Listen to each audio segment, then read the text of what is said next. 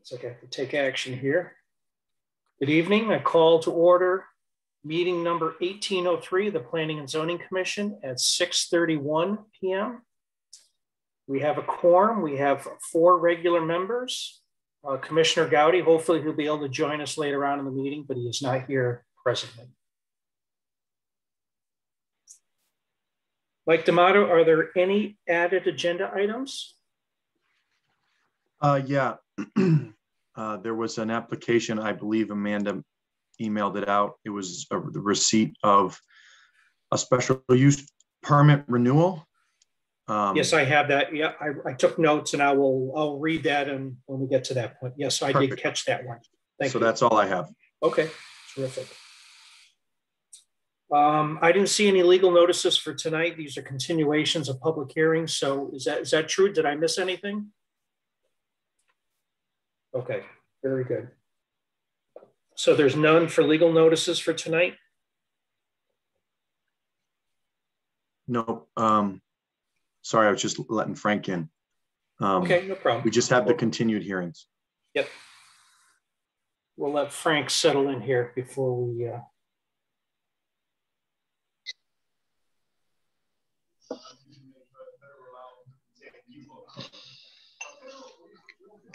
Good evening, Frank.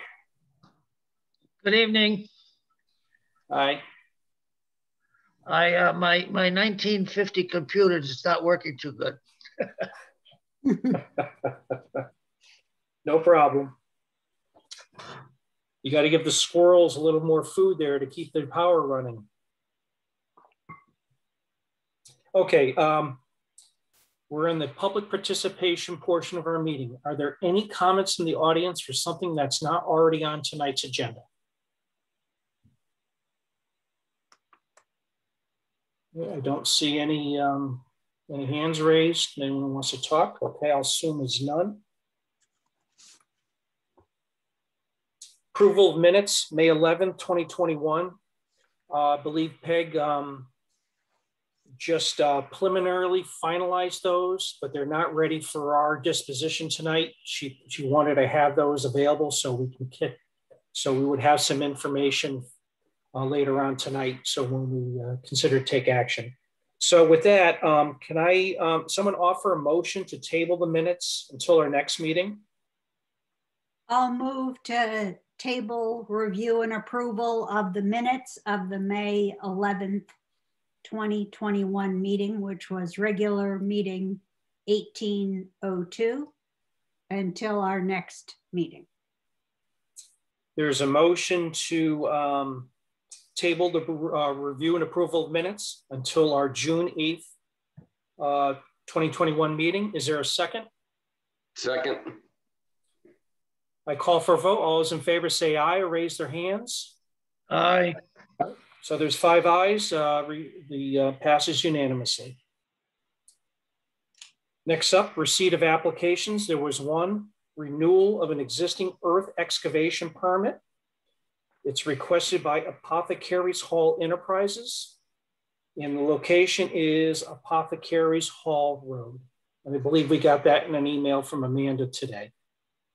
So we're accepting that application tonight.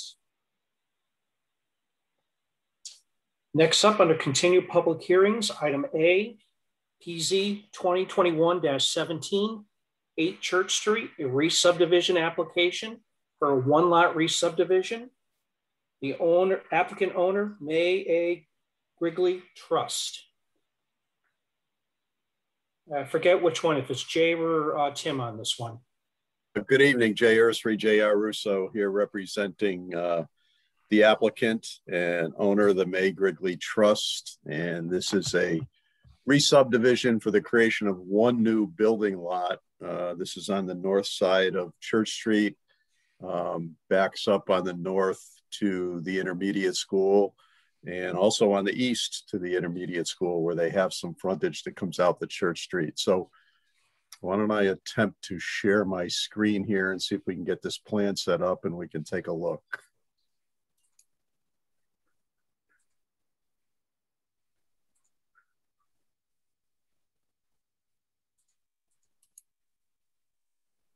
Okay, can anybody see this? Not yet. Hold on.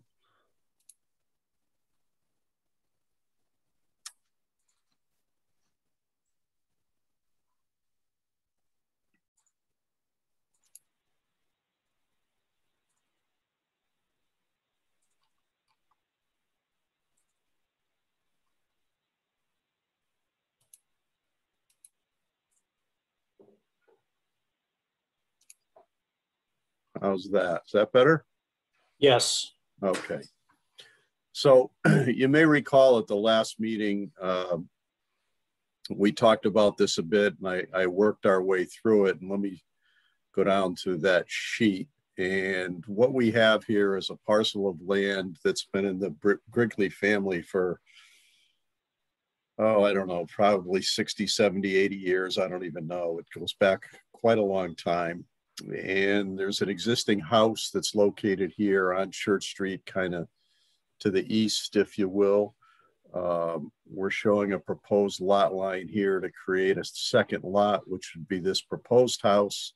And then there's another small piece of land that's located over here to the north and the west that's also part of the parcel, and that's going to be conveyed to another family member, the Laborious family, which is located right here on Church Street.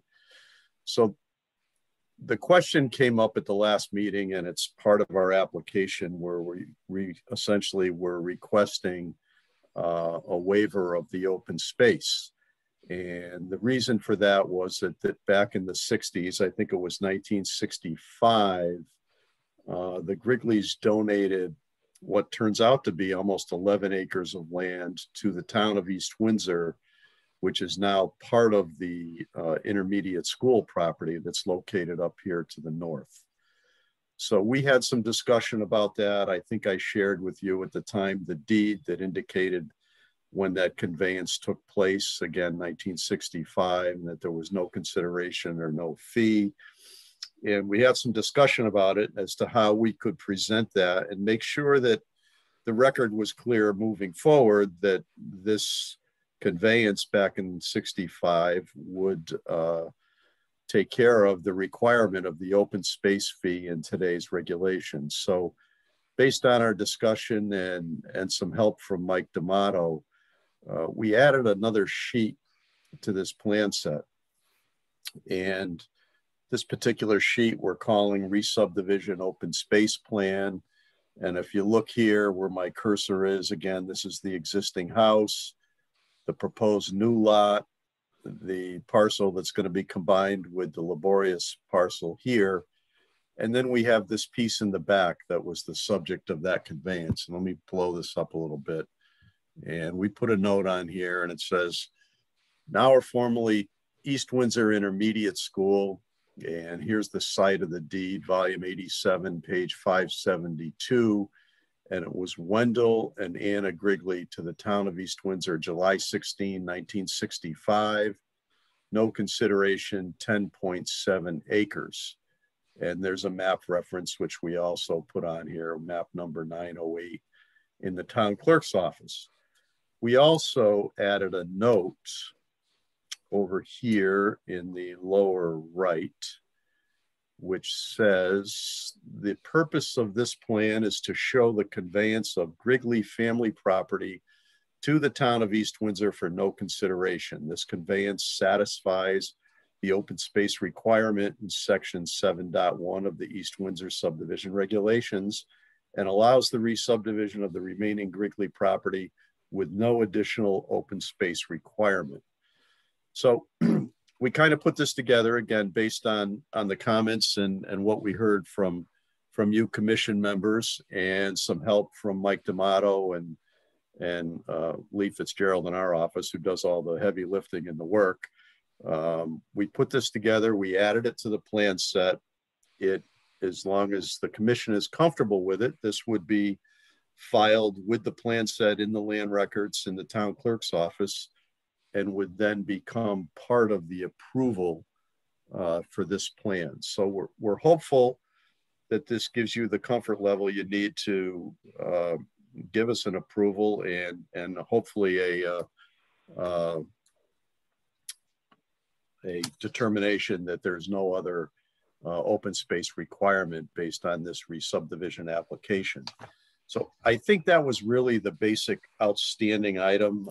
If you read through Mike's memo, and I'm sure you all have, his approval motion, there are some other issues, which was sidewalks, which you need to talk about, and whether or not we want sidewalks here, we don't want sidewalks. Do we want a fee in lieu of to the sidewalk fund? So that's another thing to discuss. There's the street light waiver that we also requested, and so forth. So, but again, this is really the major change or addition to the application is this one particular plan set. So that said, I think the rest of it's straightforward.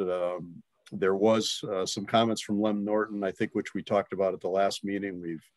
We've made some modifications, sent a letter back to Len, and I think that we've taken care of all those. I'm not sure if Len has responded yet, but I'm sure he's seen it. And again, that was part of Mike D'Amato's memo as well. So at this point, if anybody has any additional questions, I'd be happy to answer them for you. Okay, Ian, how about we start with you tonight? Do you have any comments or concerns? Anything you'd like to talk about, or questions for Jay? No, I think he and Mike have done a nice job documenting the prior open space, and that counts. The only thing I guess we didn't talk about was the sidewalks. And I'm assuming we'll need to, if it's not in the motion that Mike put together for us, add a fee in lieu of, because I think we decided that there was no other sidewalk on that street. I think if you condition 9 as something proposed for regarding fee in lieu of sidewalk. Yep, it's there. So then we're set. Okay. And are you leaning in that direction? That we had a preliminary conversation regarding it doesn't really make sense to put sidewalks in this area. I don't want to put words in your mouth, but are you buying into that concept, or? Yeah, I think we talked about it. As much as I would like a sidewalk there, just one little bit of sidewalk doesn't buy us anything. And if the fee goes into the town fund, the town can decide where to build sidewalk. Okay, thank you. Jim, you're next. Yeah, I agree with Ann. I think there's a street light there already, as Mike mentioned. Sidewalks, there's no sense putting a sidewalk there for one little piece. And again, I'd like to thank the family for donating that land back in 1965, which I went to school at over there. So without that land, there probably wouldn't have been a field. So I think they paid their dues. Okay, Mike Kozlowski. Yeah, I have nothing new to add. I mean, I kind of agree with everything that's been said. I did verify that there is a street light there, so we're good. And Frank, do you have any comments or concerns? No, I read the minutes, and from what I've heard the fellow commissioners say, everything seems okay with me. Okay. And I'm going to circle back with Mike D'Amato before we take public comment, if there are any. Mike, are you satisfied with the revised plans? Yeah. So I just wanted to kind of point out, as you guys had talked about, because it's going to follow in the other memos that I wrote too, that my takeaway, and this is where I guess you tell me if I'm wrong, is that the commission has decided that, you know, there needs to be either sidewalks provided or a fee in lieu for all properties, because you want to keep that baseline consistent. So even though with some of these we're requesting the waivers, you know, I'm going with the fee in lieu because based on what I heard. In reading the subdivision regulations, I think that there is some flexibility for the commission to be able to make the finding that the donation of land can satisfy the open space requirements, particularly because of the use. And based on the fact that this 8 acres is far in excess of what would have been required for a one lot re-subdivision anyway. So you'll see that noted in the third finding in the suggested approval motion. And so I talked with Jay, and I agree with his presentation that this makes it very clear that this land was donated. He did provide the deeds to show that it was, which we've confirmed. And so when it's filed on the land records, I think that it'll make it very clear. And I unless you have any questions, I'm good. Okay. I personally do not have any questions for Jay. I think you guys did a wonderful job documenting what has happened in the past. And I think the proposed course of action is very transparent, and someone should be able to follow, not the arithmetic, all the logic and how we reached the conclusions that we've reached here. We're going to reach here. So, this is a public hearing. Are there any comments from the audience?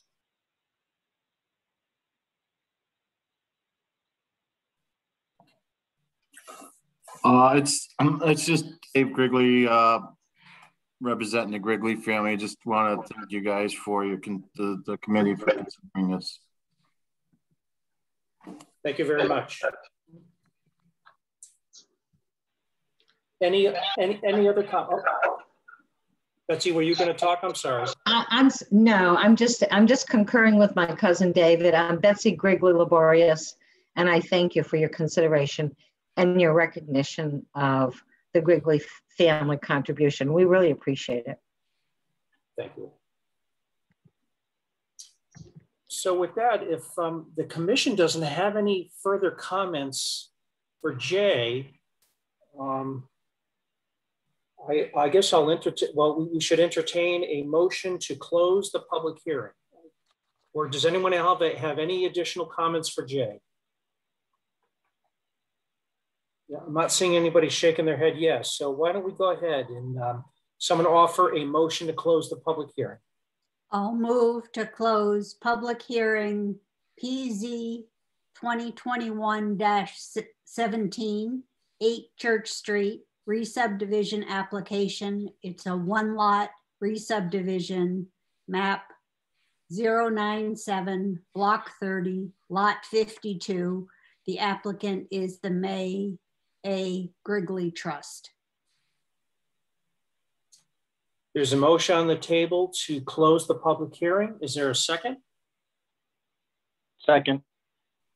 Any discussion? Hearing none, I'll call for a vote. All those in favor say aye or raise their hand. Aye. Aye. I see 5 hands raised, so the public hearing is closed. So the next thing we need to do is consider the waivers. And I think there is one, if I'm not mistaken. And it's regarding the installation of streetlights. Did I mischaracterize that or?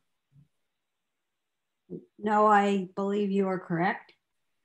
I will make a motion to approve the request for a waiver of section 6.5 of the East Windsor subdivision regulations pertaining to the installation of streetlights.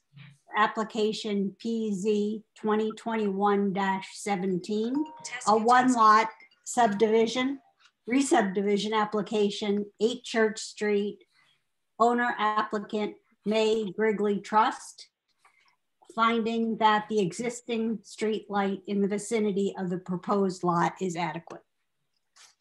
Is that 6.4?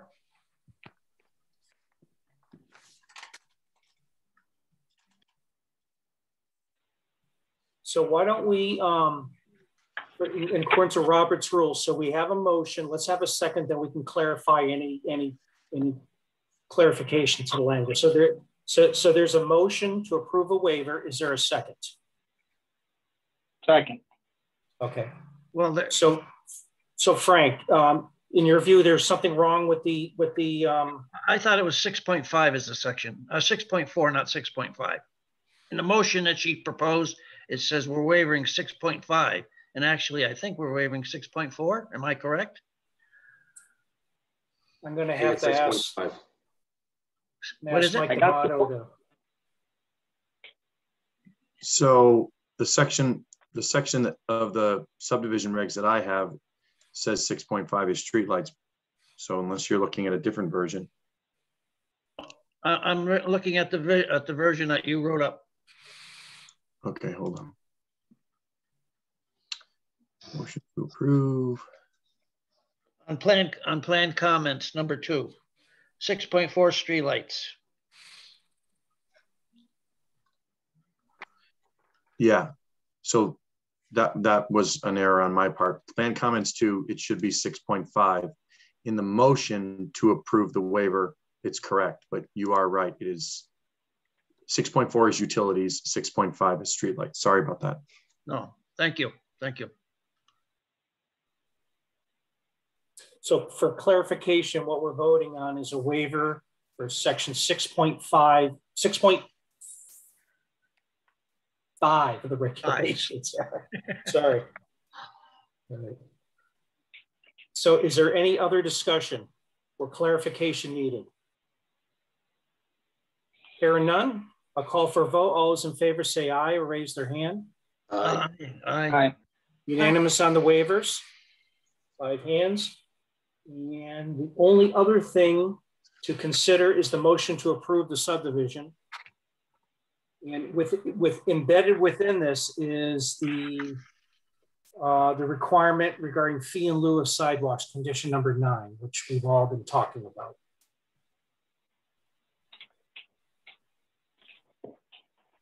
Okay, if you're ready for a motion, I will. Please. A motion to approve PZ 2021-17, a 1-lot re-subdivision application for 8 Church Street. The owner applicant is the May Grigley Trust. The approval is granted subject to conformance with reference plans as may be modified by the commission, and the additional conditions and modifications all listed in the May 18th memo to the Planning and Zoning Commission from Michael D'Amato. It includes 3 findings and 17 conditions. There is a motion on the table for approval of the re-subdivision application and associated conditions. Is there a second? Second. Any discussion? I'll call for a vote. All those in favor say aye or raise their hand. Aye. Aye. See 5 hands. It passes unanimously. And thank you very much for your patience with us. Thank you.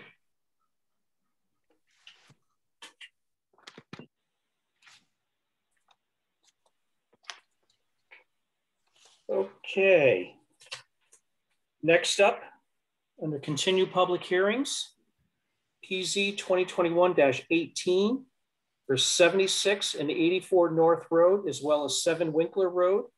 Special use permit application for construction of an automatic car wash accessory to an existing automotive filling station. Owner, applicant, Noble Energy Real Estate. Good evening. Tim Kuhn with J.R. Russo and Associates here tonight representing the applicant. Hey, Tim? Yes.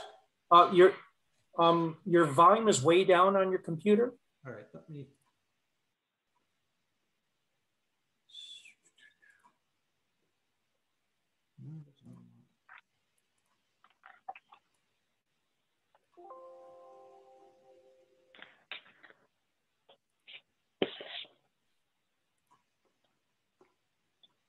Is this any better?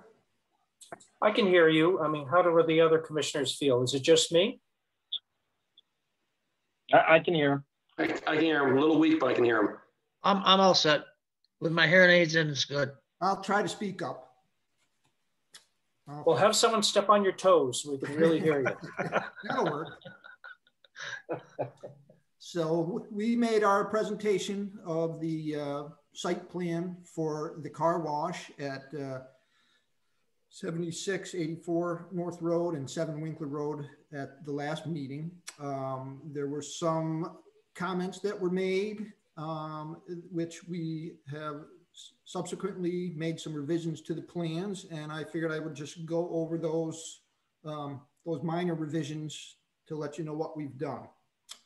So we did have a discussion about the vacuums, and you will notice that we have eliminated the turbine and the turbine enclosure, which was located up here.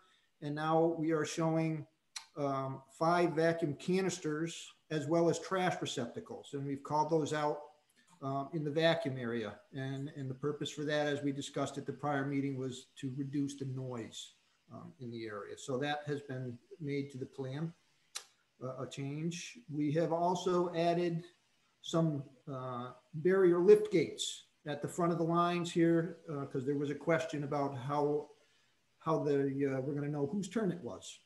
So that was another thing that was added, as well as at the beginning of the line, we are showing now a height restriction barrier, just so we don't get somebody in line that can't actually fit through the car wash. This way we won't have issues with somebody at the head of the line deciding they got to get out. We've also added on the building 2 additional light packs or wall pack light fixtures.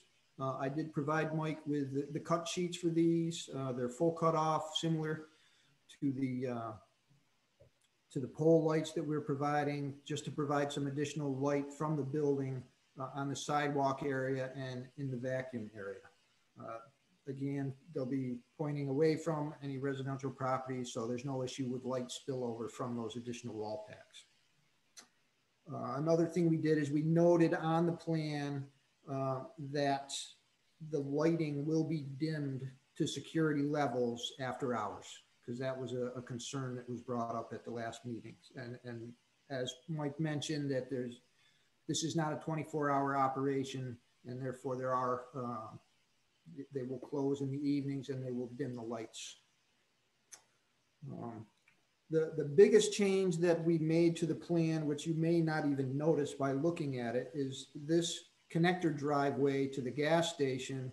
We've actually taken and we shifted that to the south, being up toward the top of the page. And the reason we did that was there was some concern about if there's a tractor trailer parked at the diesel fueling station, would that be blocking this drive? And, you know, we went and Mike actually did, and he looked and he said, you know, it depends. There's 2 pumps here. Depending on where the guy parks, you know, if he parks correctly, it's probably not an issue.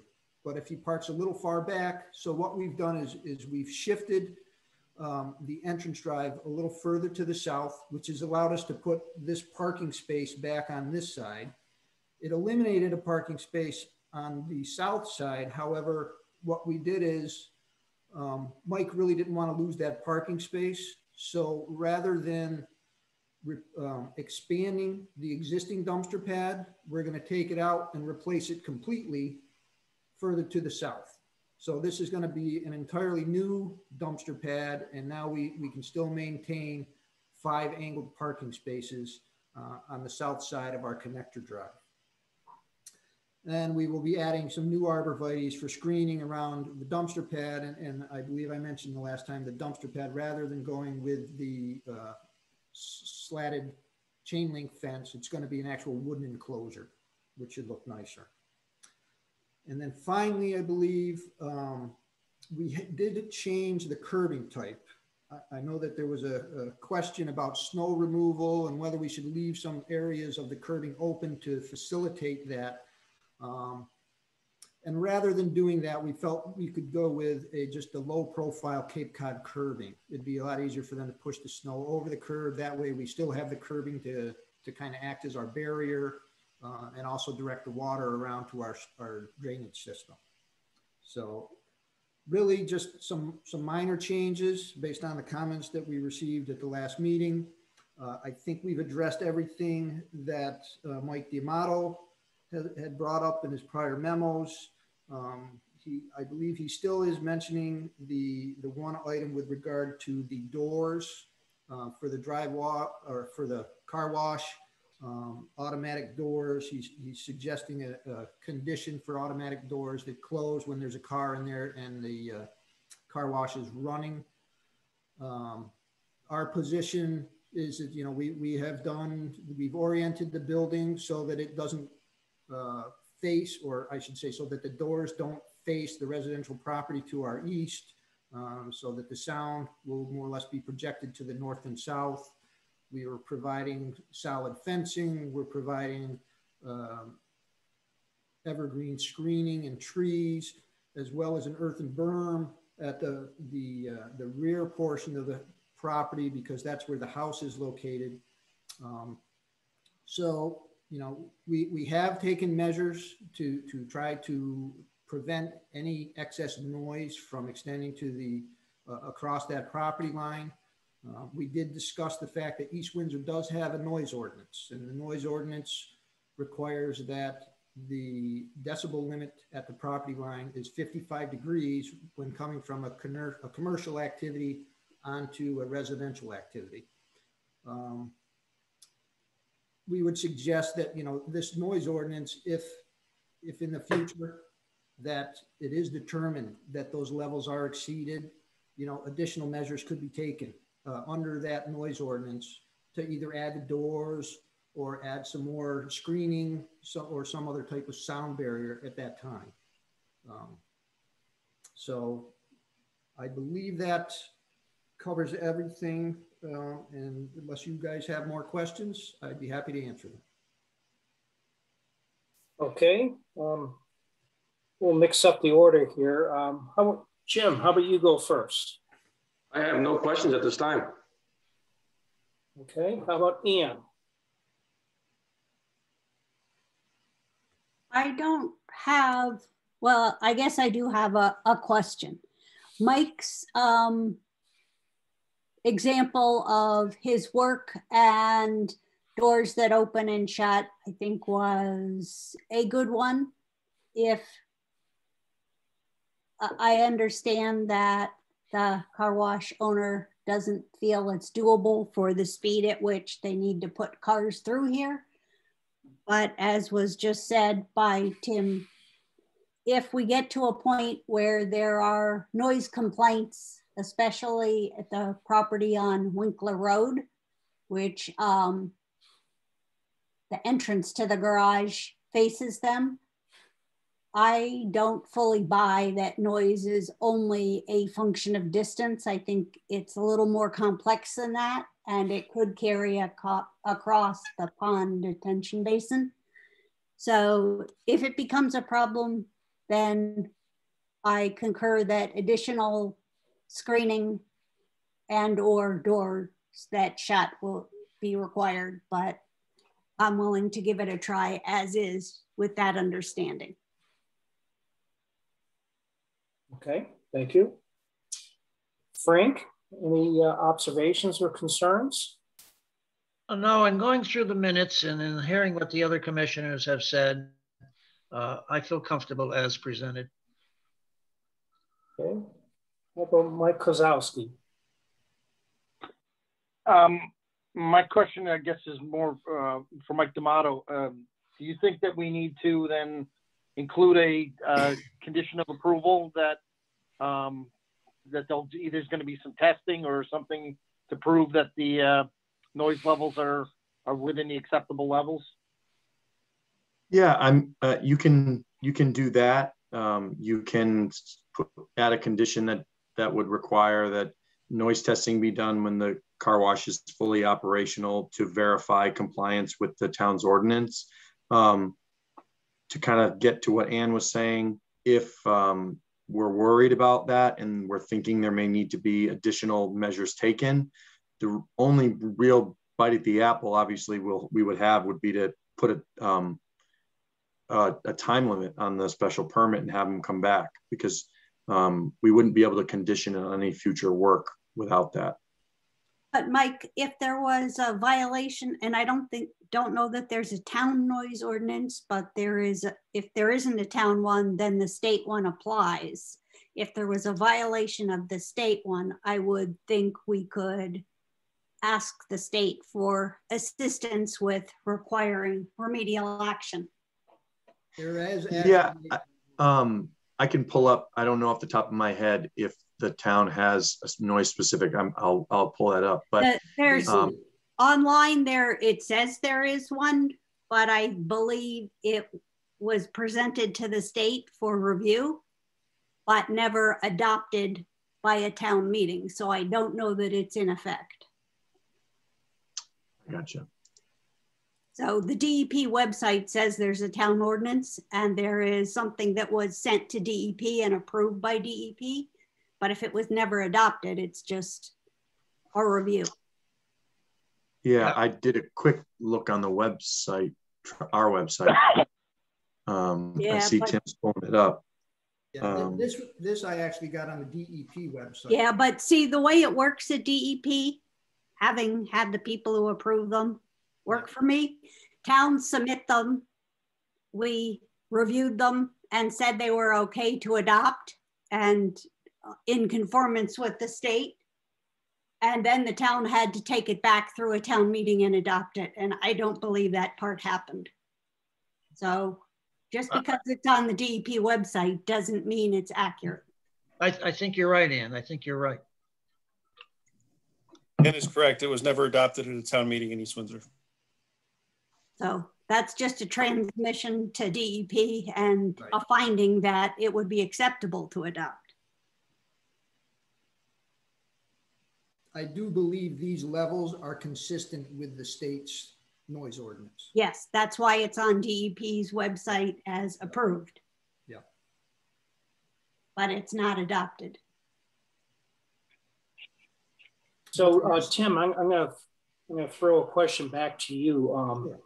Hearing some of the concerns of Ann, do you think that there's a preferred way you'd like to move forward? Would you be receptive to a condition of approval to have testing in the future? Or do you think it's better to have a condition of approval to have the ability to seek the applicant to seek mitigated measures to reduce the noise, whatever that may be, through landscaping, garage, the doors? Do you have any suggestions? I think we'd be comfortable if, well, we'd certainly be comfortable with if there is a violation of the noise ordinance at the property line, obviously whatever measures necessary, whether it be doors or sound barriers or additional plantings, whatever would work, could be required and implemented. I don't think there'd be an issue with doing sound testing at startup, for that matter, to see what the levels are. You have to recognize that you would have to do that testing because as far as I know, the state meters are no longer calibrated. Okay. So the readings aren't valid unless money's been restored to the budget to run the noise program, but it was cut in 1990 by the legislature. Oh. There's probably some new equipment since then. I'm sure there is, but there's ancient equipment that's not sent out for calibration.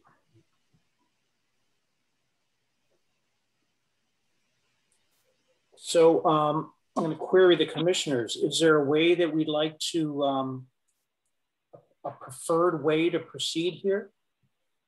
Would it make sense to have the applicant be responsible to conduct some noise testings upon operation, about when the car wash is operational, and submit the report to the town planner or to the town?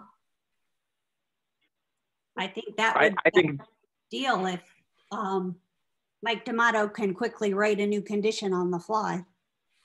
But the question is, okay, let's say that testing is done, it exceeds the state's limits, and obviously the person doing the testing will know that. Is there, what mitigation is going to be taken? Do we need to build in a second part of the condition? Or is it just assumed that measures will be taken to mitigate the noise? Is there any bonding required on this? Because you could say that the satisfactory, levels will be met before bonds are released.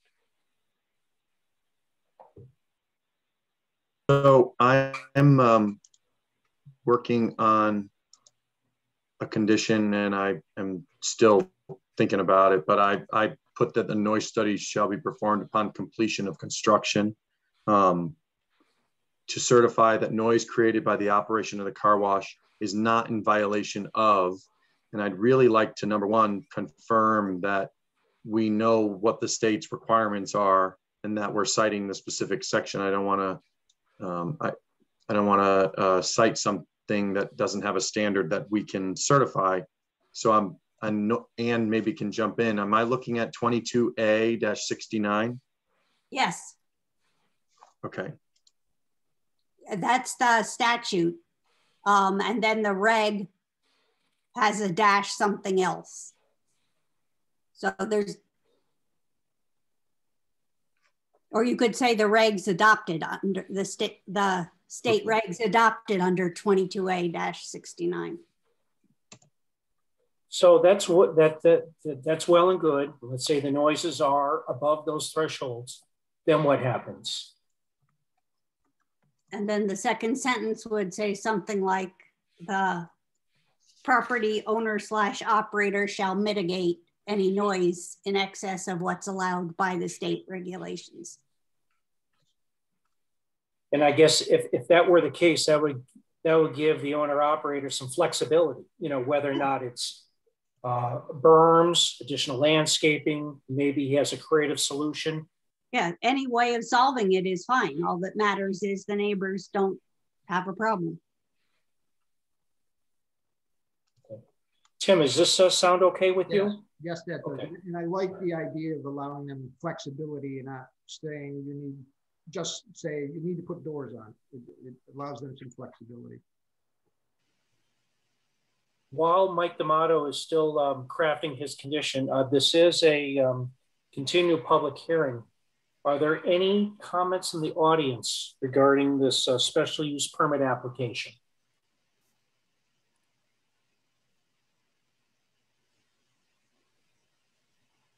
I'm not seeing any hands. Everyone trying to talk.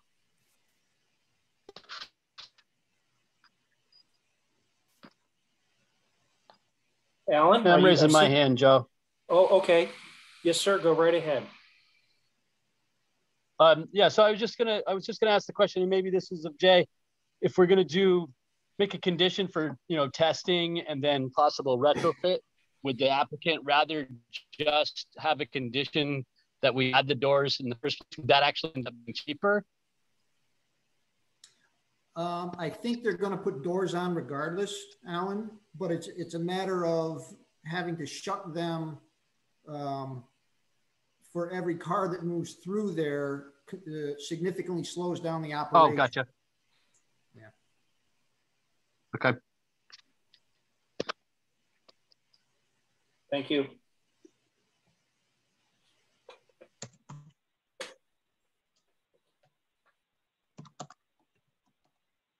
Okay, on this one, it looks like we're waiting for Mike D'Amato to finish his language. Are there any other questions for Tim on this one?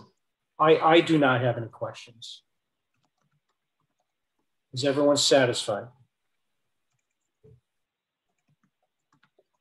Alan, I see your hand is up. I don't know if that's a leftover from before or you would like to, you have some additional comments. No, that's from before. I'll take it down here. There you go. Thank you.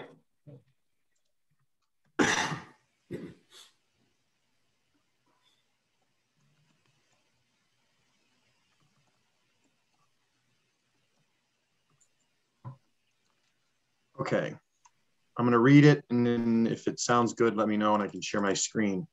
The applicant shall perform a noise study conducted by and I don't know if this is the right term, acoustical engineer upon completion of construction of the car wash for the purposes of certifying that noise created by the operation of the car wash is not in violation of the regulatory standards adopted pursuant to Connecticut General Statutes 22A-69-1.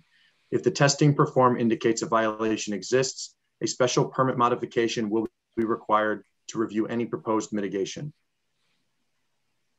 I don't know if it's just -1. The regulations may have more so I would do -69. Yeah. Okay. Okay. Tim, are you okay with that? You know, I'm almost tempted to suggest that, because I don't, if they just decide to go and put the doors on, then I don't know if would we necessarily have to come back to the commission based on his condition, or if it was something other than the doors, then I could understand coming back. But I don't. That would be my only thing. Is could we? Well, Tim, for a modification of the special permit, if it could just be fixed. Tim, would the doors absolutely quiet it down? I believe that if the doors would be closed while in operation. So that would be no matter how many people you have queued back, you're going to do it for everyone. That's one thing. That's one possibility. Yes. Well, you'd have to if you want us not to put in a condition and you're going to close it, you'd have to close it for every car, I would assume. Yes. Oh, yes. Well, yeah. Tim, wouldn't you actually be considering putting in 2 sets of doors, more of a permanent security door, and then like a rapid roll-up door? That's a possibility. Yeah, I'm not sure. That would be something I'd have to talk to Mike about, and because that's what the rapid roll-ups are designed to. I mean, they sure. Open and close in a second and a half.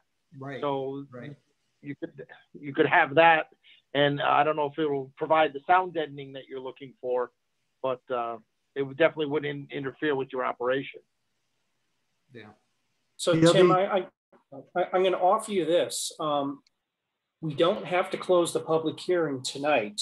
If you wish to talk to your client, and we can bring back some additional information regarding what his wishes are in 2 weeks, we could do that too. I don't want you to feel that we're going to be rushing into this. We're happy to move forward regarding what we're talking about, but I just want you to just there are other options here for tonight. Let me just, unfortunately, Mike is in another town at a meeting. Is Paul Dimmick out there? I'm not sure. He said Paul, who is. I don't see anybody with that name on the attendee list. The only other thought that I have is we could modify the language so that you would propose the mitigation to staff. And if the proposed mitigation isn't doors, basically you could propose the mitigation to staff and staff would have the ability to look at it and then kick it to the commission for review. I mean, I'm comfortable with that. That sounds reasonable. Yeah, I've seen the rapid open that comes up like they're talking here. I've also seen almost like a bifold door that's on a track that open and close fairly quickly.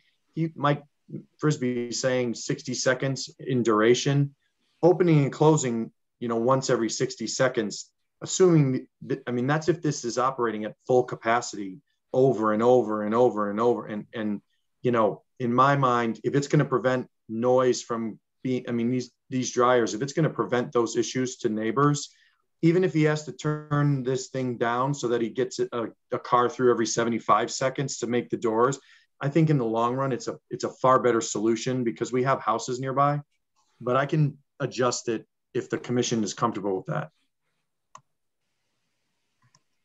I am. I see Frank not shaking his head to give a little bit of latitude to town professional staff. Yeah. Ann, you're okay? Yeah. I'm totally okay because the town staff can always have somebody, require another acoustical engineer measure the decibels. And that's all they have to do is get under the number. I'm good with that. Does the verbiage address a retest once mitigating steps have been taken? It can, if you think that is what you'd like it to see, sure.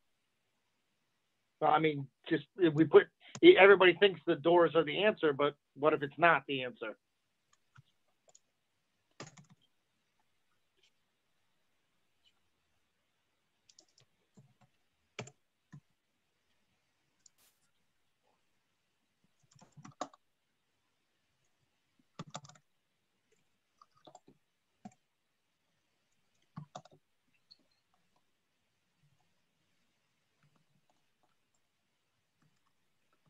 Yes, we're giving Mike D'Amato a few extra moments here to collect his thoughts.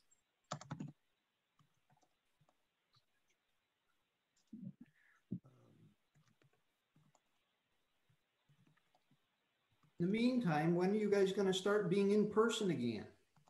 Any idea? That's a good question. I'd like to talk about that sometime. That's up to Jason. Well, Executive. We found that this virtual learning doesn't work too good with school kids. Not that we're school kids, but and I've never seen anybody hire somebody without talking to them personally. So I don't know. Maybe we should get face to face. The governor seems to like it, and even though I read Jason's reasons for it, which were good reasons, but I don't know if they're good enough. I wonder if he ever hired anyone without speaking to him personally, face to face. Yes, I have. Think about all the people the state hired that not only did they not see, they've never even met. They're all working from home. They hired him without seeing him? Yep, because nobody's been allowed in the building. Well, maybe that's why the state's in trouble.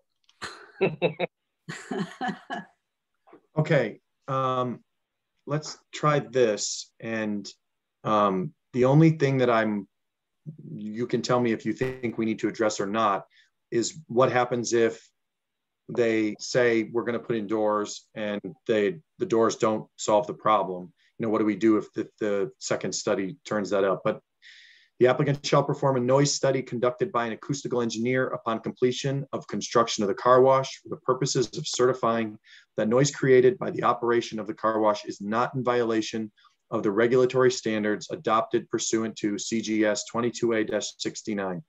If the testing performed indicates a violation exists, additional mitigation efforts shall be proposed to the town planner for review and may be subject to review by the commission. Following approval of any mitigative efforts, an additional noise study shall be performed to demonstrate compliance. Do you think that the approval doesn't happen until they get below the threshold? Approval, you're talking a certificate of zoning compliance?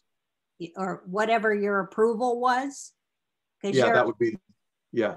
You're approving, say, the doors, but they may not bring it below. So I think your approval language goes to the very end of the sentence. Okay, so I'll say following approval of any mitigative efforts, an additional noise study shall be performed to demonstrate compliance before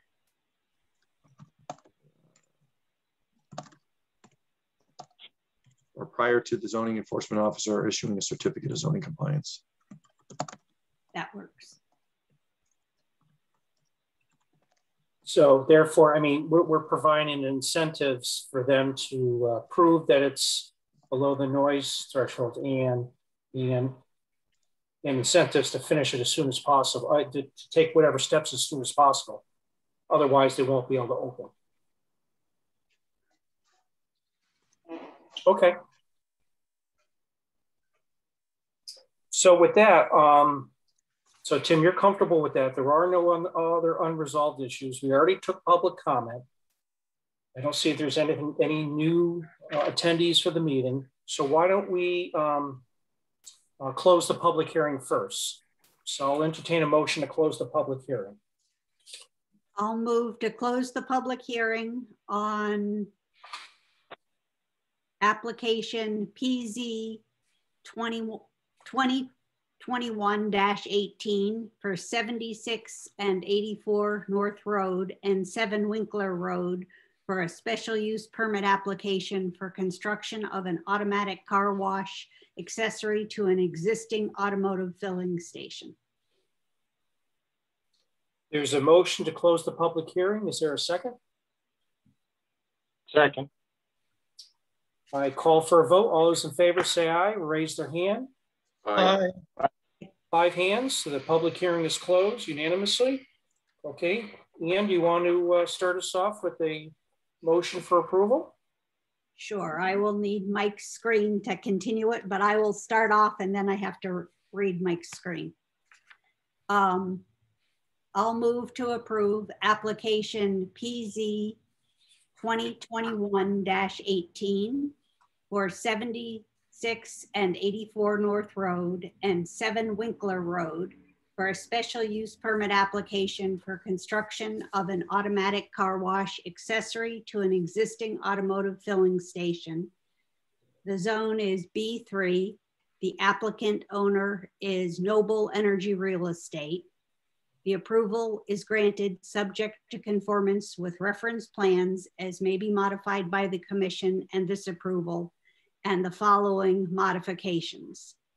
There are, and the conditions and plans are all outlined in a memo from Mike D'Amato, revised May 19th, 2021, but another general condition is added, which would become number 24.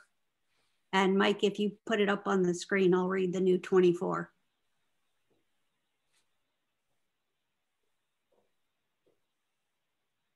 I know that this is in the middle of your motion, but I think it should be added as new condition, what will become 15.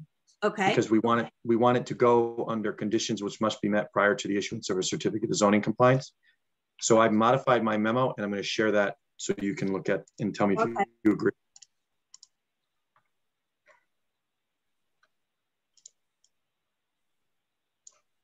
Okay. So instead of citing the memo of May 19th, 2021, I'm referring to the memo that we see on the screen right now, which would be modified May 25th, 2021, and has a new condition number 15, and then would make a total of 24 conditions.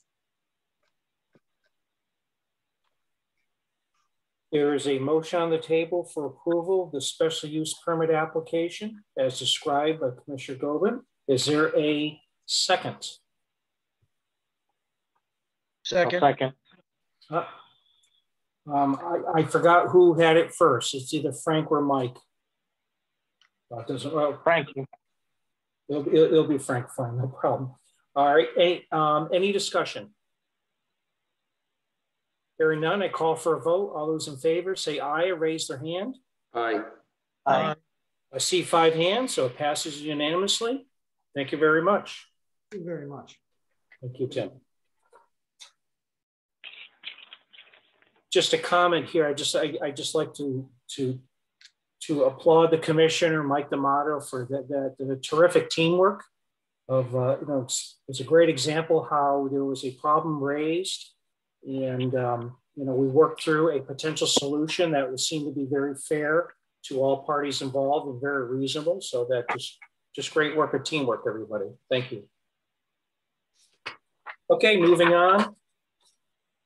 Under old business, item A, PZ-2021-15, Wells Road re-subdivision application for 5-lot re-subdivision, as well as item B, PZ-2021-16, Wells Road for a special use permit application.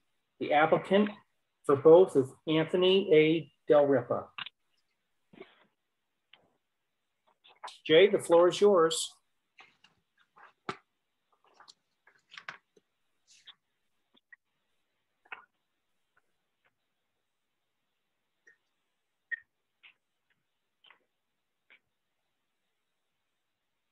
Good evening, Jay Ursary.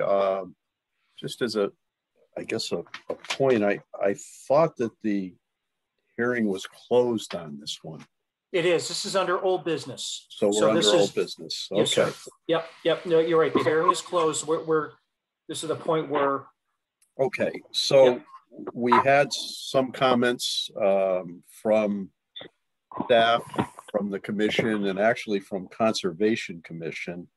And we did submit some revised plans, which share and talk about a little bit. We added a number of notes with regard to tree clearing and street trees and screening and so forth. So let me see if I can get these plans up here. Just bear with me for a minute.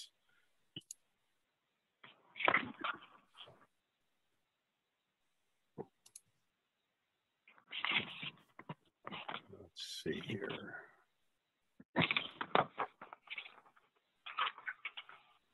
Okay, can everybody see this?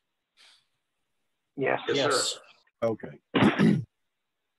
So again, this is a re-subdivision, 4-lot re-subdivision. We're on essentially the west side of Wells Road, just south of Rollicut.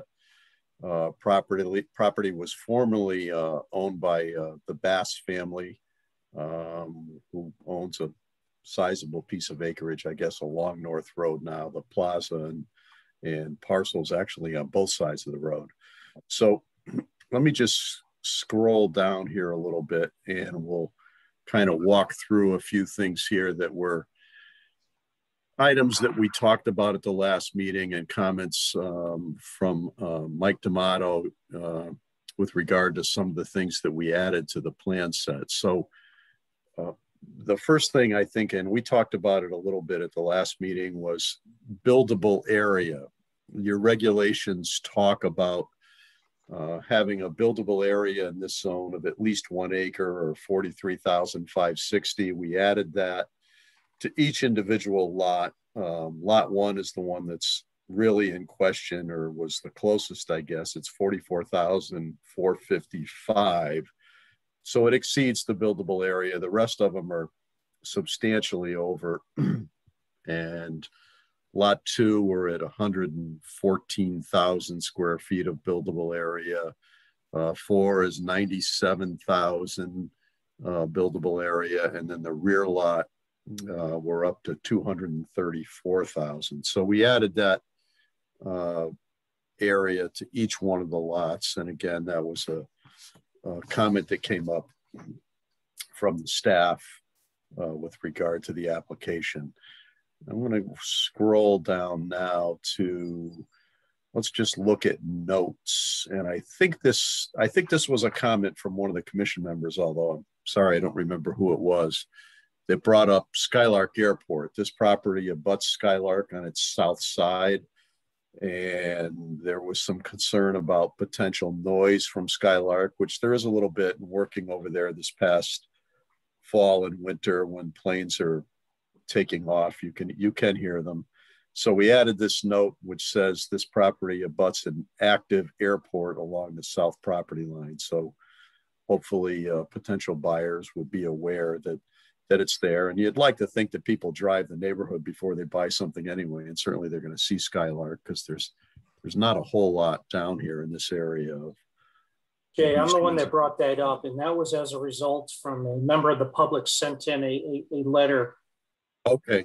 Or an email describing some concerns. All right. I couldn't remember, but we added a note and hopefully that's sufficient to cover it. And it's not uncommon. That's a note that you see very often in subdivisions where we're abutting active farmland or agricultural properties, where that note would be added to a plan set. So again, let me scroll down a little further here and let's go to the topography sheet. And one of the things that came up was with regard to street trees. And on lot number 1, we're showing 2 proposed street trees to meet the requirement in the subdivision regulation, because this lot is essentially being cleared along the frontage. This house is, just behind the 50-foot building setback requirement. We're clearing the front. It's all wooded. So we're adding 2 new street trees. with regard to the rest of the lots, and again, let me just scroll down here.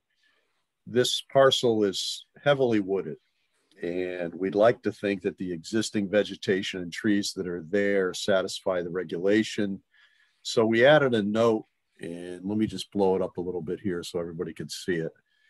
And it says existing trees along parcel frontages in this area to be preserved to meet the street tree requirement, section 2.7 of the subdivision regs. We added it there, and I think we also put it, it's on the next sheet. I'm gonna have to go a little further, bear with me here. It's down here as well on lot 4 all the way to the south side. So we showed it in a couple of different places. The other place that we talked a little bit about trees and screening really was with regard to the rear lot. You have some specific requirements about screening driveways and screening the building setback, I guess, if you will, on a rear lot. And there was some discussion about that. And I think this particular memo or note, I should say, we took right out of Mike's memo, and it says, existing trees and shrubs to remain on lot 4 adjacent to the shared property lines with lots 2 and 3 are to be preserved in lieu of the landscape requirement in section 6.6.9D of the subdivision regulations. So as I said, these lots are heavily wooded. There's a lot of vegetation, so we added that notation to preserve the vegetation in those areas so that we can meet that regulation that's in your subdivision and zoning requirements with regard to rear lots. One of the other things that was added here, and I think it was talked a little bit here at PZC as well, was, you know, how much clearing is there going to be? You know, is there going to be a excessive cleared area around these trees? And the reality is, you know, individual plot plans are going to come before the zoning office and the town engineer to be reviewed, and conservation and wetlands was concerned about it as well. So what we added, and this was a condition of the wetland approval, was we're adding these conservation discs, basically adjacent to and parallel with the wetland line. It's about 20 feet off. And it says conservation discs to be placed adjacent to wetland boundary at 50-foot plus or minus intervals within areas of clearing and home construction. The final disc locations must be shown on plot plans and submitted for building permits, because these houses are going to probably change in configuration a little bit.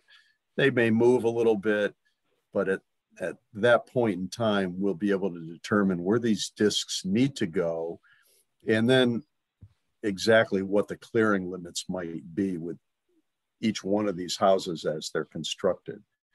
So with those additional notes, I think we've hopefully, again, addressed the concerns of the Planning and Zoning Commission and the Wetlands Commission with the notes that we've added here with regard to those concerns with trees and street trees and screening and so forth.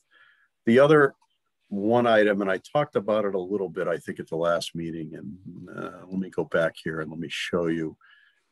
This was in Mike's original memo with regard to, and I'm going to blow it up here a little bit. Hopefully we can all read it. So way back here to the west, there's a small area. Well, actually, it's not that small. It's probably an acre and a half. That's classified by FEMA mapping as flood zone X or other flood areas. And it's back here, actually falls within the mobile pipeline, the easement. There is a fuel pipeline that goes through this property, actually runs through the whole town of East Windsor. And it's on top of that. This is not a special flood hazard area as defined by FEMA, which is regulated in your zoning regulations, but it's an area that they added to their flood mapping back in don't know if it was 2006 or 2008 when they revised the flood mapping. And they added these areas and they call them other flood areas. So Mike noted that in his memo and his comments. So we added that. And again, that's shown here way to the west. It's nowhere near any of the building areas.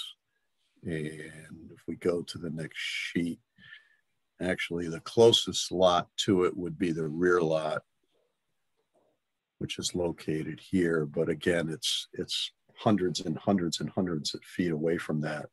And they're actually not, they're not restricted in terms of building. You could actually build within those areas.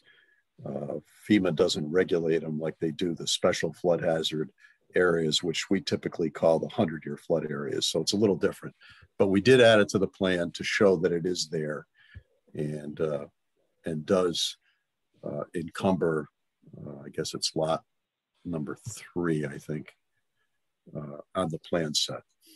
So I think that addresses all of the comments with regard to staff and commission member comments.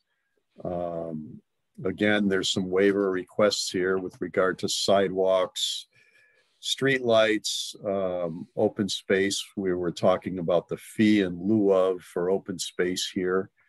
And again, I think that essentially hopefully addresses all your comments.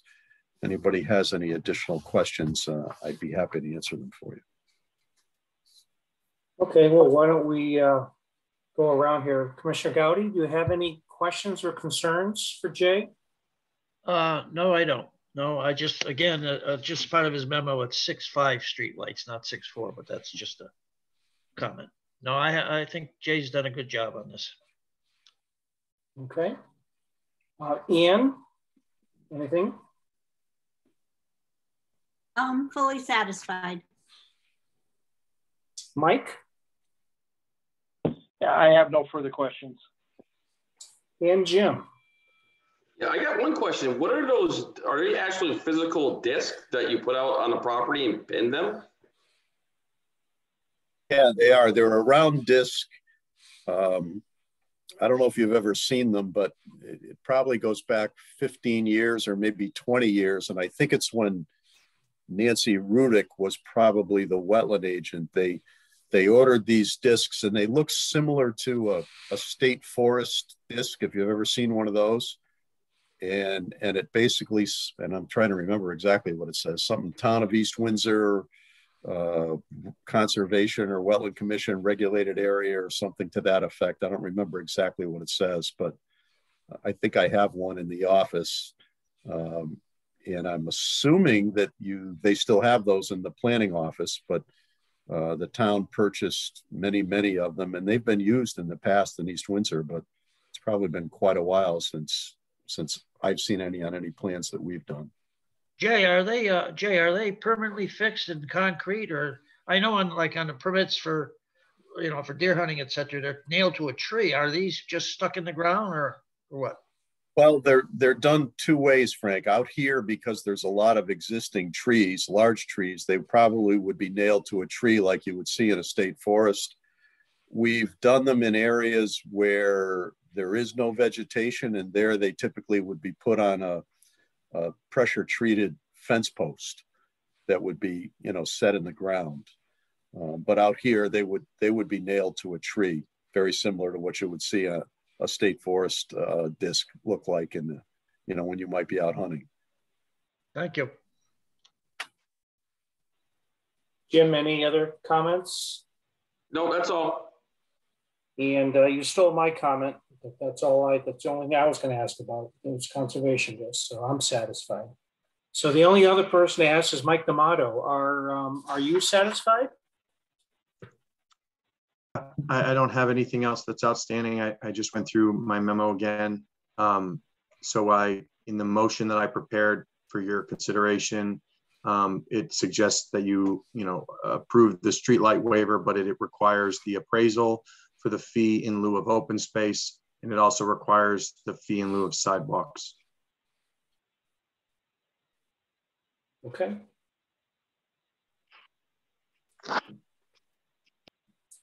All right. If there's no further questions for Jay, I'll entertain a motion for approval. And we're going to be talking about we're going to have three motions. The waiver, approve the special use permit, and the subdivision application. And do you know where to find this? Found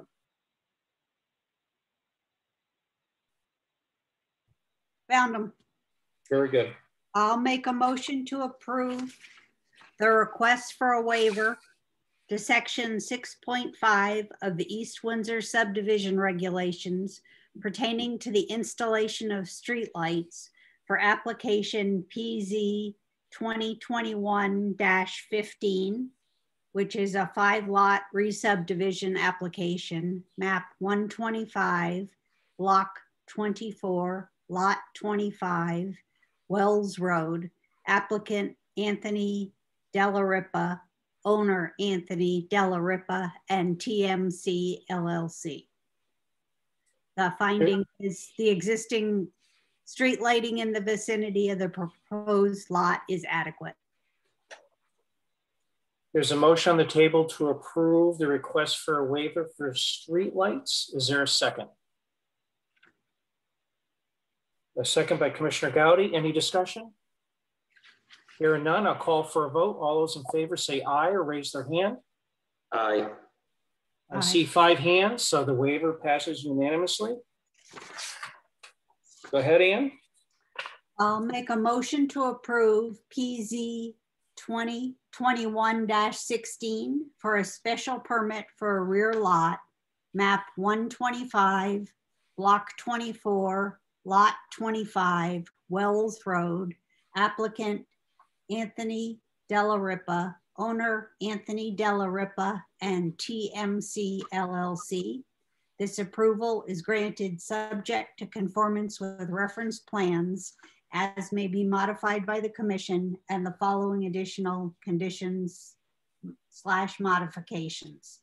And there is a reference to one plan, a re-subdivision plan for a 5-lot re-subdivision prepared by J.R. Russo and Associates for TMC LLC and Anthony Della Ripa, pages 1 to 5 inclusive, revised 5/5/21.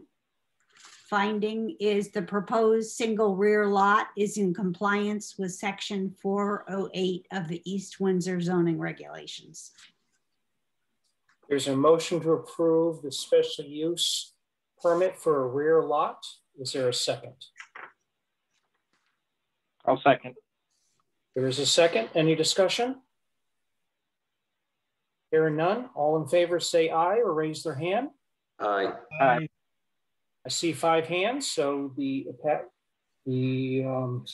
special use permit passes unanimously. So one more motion.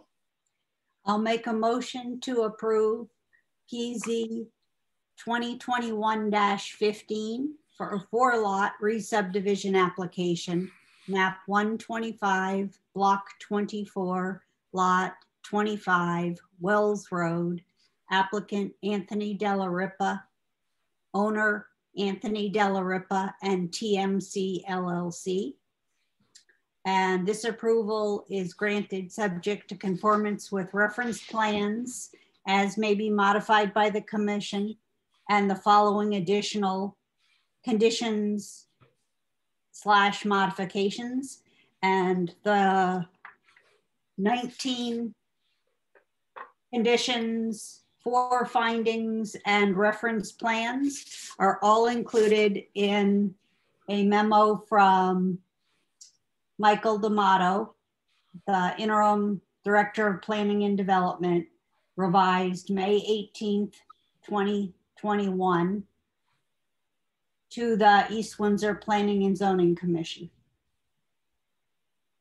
There's a motion on the table for the subdivision approval. Is there a second? Second.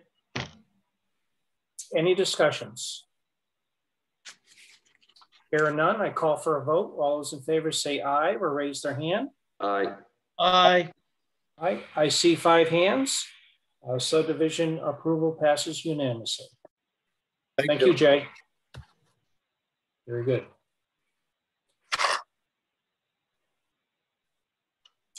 Jay.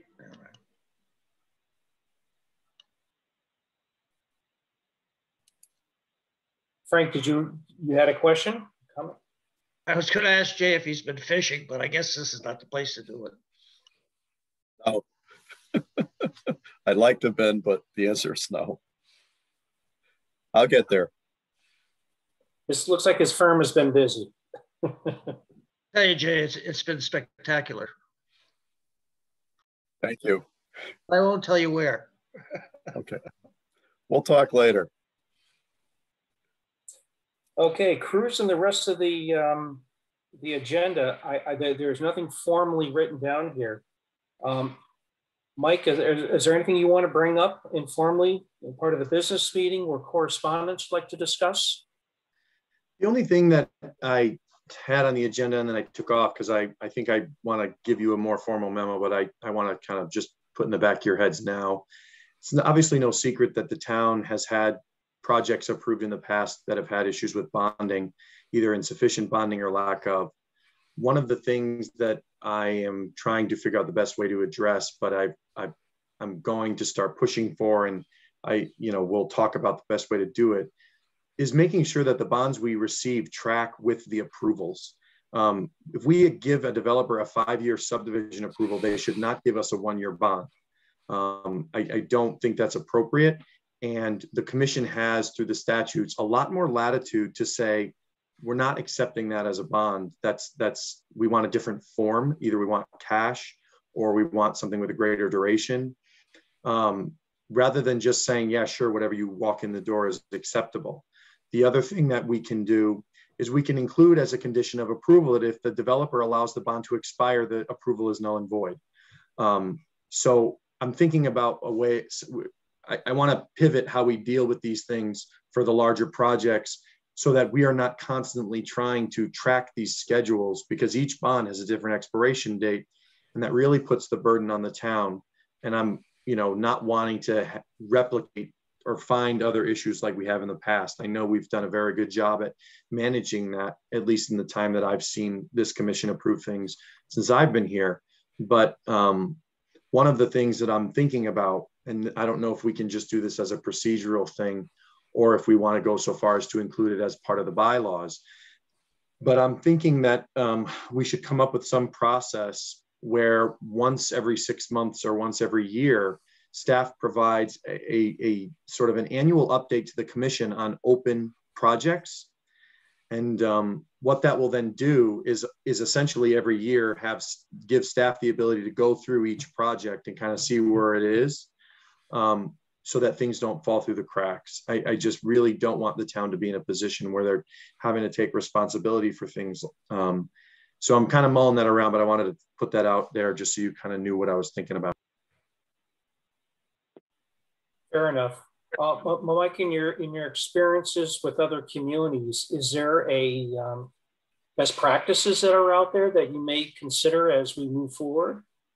Well, I think that the key is that the statutes say, and we have in some of our language, that if someone provides a financial guarantee, it's in a manner that is deemed to be appropriate by the commission. The statute uses the word acceptable, right? So if we take a hard look at the types of projects that the town has historically approved and the types of bonds that have been provided and maybe ones that have expired or that they've tried to call, if we start to see that a certain type of bond we feel is not acceptable, then we are under no obligation to accept all kinds of bonds. We have to accept cash, statute says that, but we don't have to accept everything. And so I think we just need to develop a bit of a standard so that we can be comfortable when that money walks in the door, that we're not going to have to be chasing someone and asking them to pretty please renew it because it's about to expire. That should not be our burden because it's their project. Jay, do you have? No, go ahead. J.R. Russo. Yeah, and if I could just comment, and I'm sure Mike's going to get to this because he's certainly got a lot of experience in this area, but one of the things that we ran into in some other towns that we represent from the town side is where we've got subdivisions and they may be bonded and the bonds are still in place, but maybe they've dragged on for 5 years or 8 years or 9 years. And so the bond that's in place isn't sufficient to take care of the remaining amount of work. So not only do you have to track it and make sure you have a bond in place, you also have to be sure that the funds are sufficient to do the remaining work that needs to be done if it becomes an issue. And I think, as Mike is suggesting, an annual review and including that in the review is a good idea. Especially now with the materials, it's tripled in the last 6 months. So the town will get slammed. Mike, you know how you do the zoning report for violations and you have the nice spreadsheet where you're tracking things? I wonder if there is a spreadsheet that ought to be made for tracking these. Yeah, so the problem we have is, not that politically correct is something I'm good at, but the farther back in time you go, the harder it is to figure out what the heck was approved. Oh, yeah. You know, so what we run into is the certificate of approval says that the project was approved with a bond and that it shall be submitted, and no bond ever walked in the door, you know? And so we're looking and we're trying to figure all those things out. But yeah, we recognize there'll be a lot of work up front to figure out where those approvals are, but we have a lot of tools at our disposal. We have our digital files. We have all of the maps, subdivisions that are filed in the town clerk's office, so we can go through the grantor grantee index. There's things we can do. It'll be a lot of work up front, but once we get everything onto that one list, every year after that, it'll be very easy to go back through and check because we'll have it. And I think it'll be, you know, it's expensive to not catch some of these things. It can cost the town a lot of money, so I think it's worth it. But, and to Jay's point, yes, we want to look at making sure that we have enough funding, and particularly if we receive partial bond release requests, which the guidance that we seem to be hearing is don't do them. But we need to think about, if they're asking a request for 50%, how much is left with the project and how much time that might take and what may happen to prices. So, you know, we're going to just be a lot more skeptical of things moving forward, I think would be my recommendation, because I think we're better off in the long run. Thank you. Look forward to that conversation moving forward. I have a question for Jason. Are you still out there, available to talk? Yes, sir. And it's in particular regarding in-person meetings. So the governor's executive order, does that apply? The extension that he signed, does that cover our meetings until some point in July? No, it covers municipal meetings through June 30. And the reason for that is because there's active legislation that may make that permissible in perpetuity. And the governor rightly recognizes that he probably doesn't have that much of a leg to stand on from a public health and safety perspective if there's an emergency declaration going beyond that. And the legislature has not acted on that legislation. So because there's active legislation, they've extended that and about 15 other executive orders to June 30th. The emergency declaration, which also extends other pre-existing executive orders, goes beyond June 30th to July 20th. So we're able to keep doing this now for the time being until the end of June, and then see what happens. And so good. Do we have the flexibility of meeting in person, where that's not even on the table? It's permissive. It's a permissive authority. It's not prescriptive. But my concern is the liability component if there's a hot meeting, and you never know what's going to be a hot issue. There are two boards that I'm particularly concerned about in terms of having way more people show up than we can safely socially distance in town hall. Your board and my board. The Board of Finance and the Agriculture Commission and the Police Commission are just that interesting to most people. But generally speaking, you guys tend to have very interested public if there's the right issue that pops up, and so do we. And we just can't, until I get a clear interpretation about the liability concerns if somebody isn't vaccinated and gets an exposure or claims to get an exposure in a municipal facility, there isn't enough information yet as to what our liability exposure is around that. It's a huge risk for a mild inconvenience. Okay, well, thank you for the clarification. Obviously, we have to respect your opinion as the chief executive officer for the town, risk manager, all the different hats that you wear. So I do understand. So we'll wait for your guidance regarding how we move forward.